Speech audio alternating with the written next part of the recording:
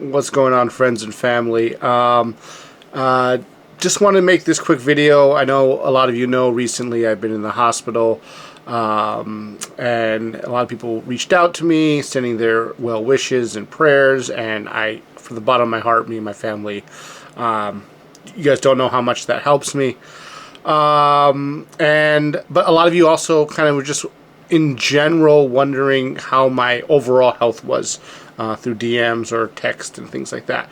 And I think I spoke to most of you, but I just want to kind of do a general overview of kind of what I've been going through over the past couple of years.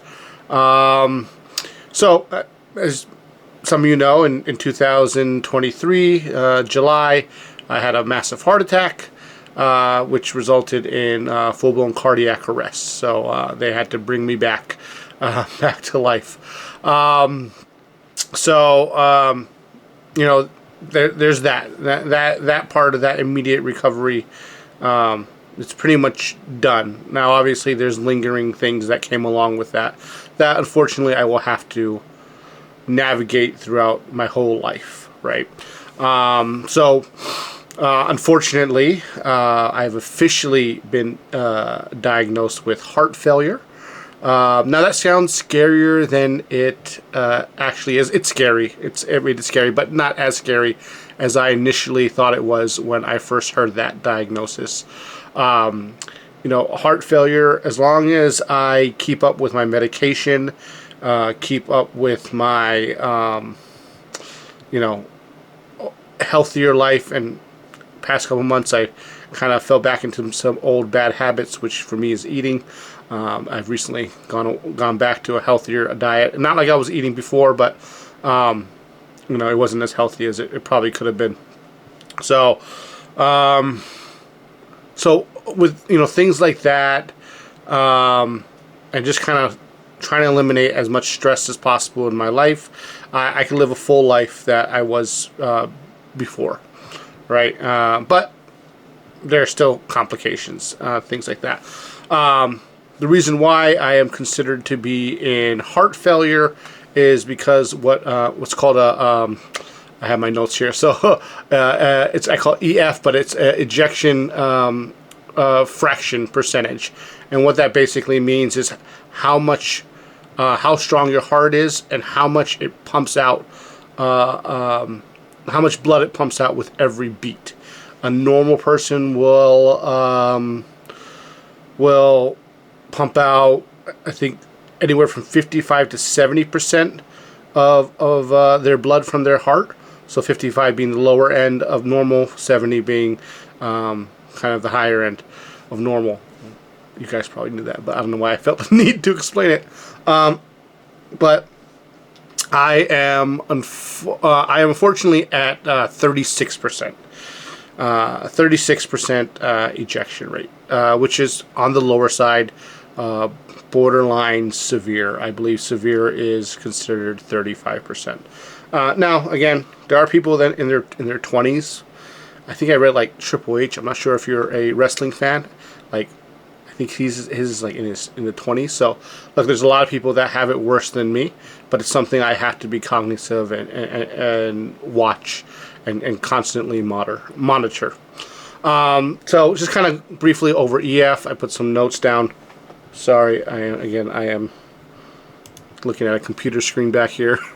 So some things that I experience with low ejection is confusion sometimes, not always, but I do. Mostly with my speech, kind of losing train of thought really easily. Fatigue, I definitely have that. I try not to let it show, but I definitely try to take breaks here and there. But I also, because I don't like it to show, I do tend to overdo it sometimes. I think that may be one of the reasons why I ended up in the hospital. COVID had a big part of that, but I think I try to overdo it when I was first coming down with the symptoms of COVID, and then it kind of turned into something bigger than it actually could have been.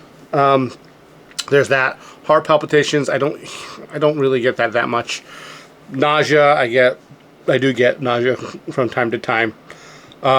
Shortness of breath, unfortunately, that is something I deal with every day. Some days not as much as others, but it's something I live with. Water retention in my abdomen, which is frustrating, because I've never had a six-pack, but I don't need to add on to that problem. Some other things, arrhythmia, which is a very big issue for me. I do not have that, but unfortunately arrhythmia can be very dangerous, so I have to really watch out and try to avoid things that give people arrhythmias. I won't go over that list. And probably the scariest thing, and that scares me the most, is I have a high risk of sudden cardiac arrest. So basically, it could happen anytime. Again, if I keep with my medication, I may not have that problem ever. God willing, right? But it is what it is. But I could also get hit by a car tomorrow, and it is what it is. But those are the kind of things that happen with lower ejection rates. Because of my lower ejection rate, my cardiologist, he's the man that saved my life. God, I almost cry every time I talk about him. But he's the one that put the stents in me. He's the first doctor that saw me when I was rushed to the hospital. He wanted to originally put me on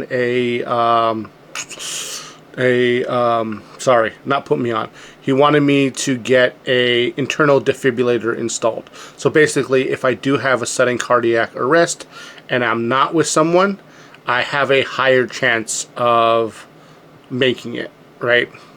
And the chances if I'm not with someone is very slim. I think almost none. So unfortunately, insurance companies won't even look at me unless I'm at 35% for eligibility, and I'm at 36. So it's frustrating, because there really is no difference between 35 and 36%. But it is what it is. That's the world we live in. I'm trying not to get frustrated by that, but it's frustrating. What we did do was get a loop recorder put in, which was at the end of last year. And basically what that is just a little device that goes into my chest that constantly monitors my heart. And I have, I believe, a team of 2 nurses that check it constantly. I think, from my understanding, it will alert them to any type of abnormality. Well, I know it will alert them once they look at it, but I'm not sure in real time if it will alert them of any abnormal action going on in there. But yeah, so there's that, and so that's kind of like the majority of what's been going on with me. But and recently what happened to me was, in the past couple of days, probably for the week prior, but I came to a peak 2 days ago, was I had COVID, and definitely wasn't on my list of things I thought I was going to get in 2025, but here we are. I still have COVID. I am in my quarantine room, and I did go out a little bit today to get my medication and all that good stuff. But yeah, what basically the problem with COVID again is it exasperates some of my already existing issues, like the shortness of breath, the stomach issues. It's a respiratory virus, and which affects your breathing, and I already have problems breathing because my heart's not giving me enough oxygen, and fatigue and stuff like that. But again, it is what it is. The way I look at things, I'm blessed to be here. My heart attack had a 7% chance of survival because I had that type of heart attack outside, and I went to full cardiac arrest outside of the hospital. Sorry, my camera died, so sorry for that cut. But like I was saying, I'm just happy to be here. You know, I can't do a video without thanking my family, especially my wife. I would not be able to do this without her, and I know it's hard on her, and I see it in her eyes, but she doesn't let me know. She's so strong. She is, yeah, I couldn't do it without her. You know, she raises our kids, and yeah, she's the rock, and I just want to thank her. I couldn't finish this video without doing that, and I love you all. But that's the update. Hope it wasn't too long.